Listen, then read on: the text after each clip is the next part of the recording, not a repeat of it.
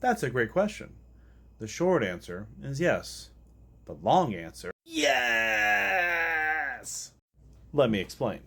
Code Veronica and Resident Evil 3, before they even had names, were being worked on simultaneously by two different teams. They weren't sure what this game would become, but they were pretty sure that they wanted their project on the PlayStation to be considered the last escape.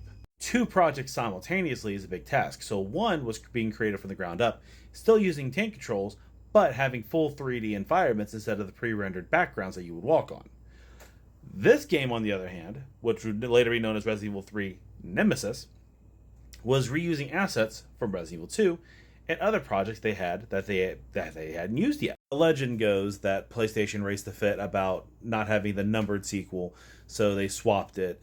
Some say that Capcom realized numbered sequels sell faster, so they changed it to 3 because it was going to be the first one out.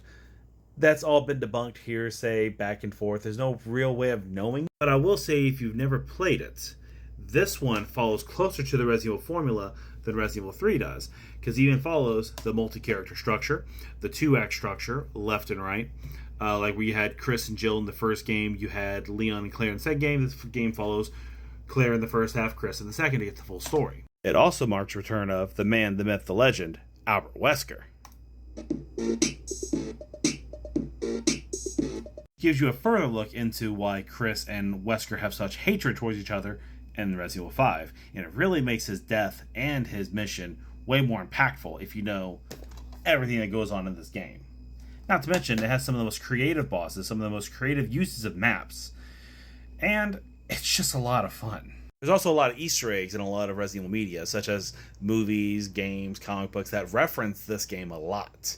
And you're really missing out by not playing it. It might be a controversial opinion, but it's actually one of my favorite Resident Evil games for that reason, falling just shy of Resident Evil 2.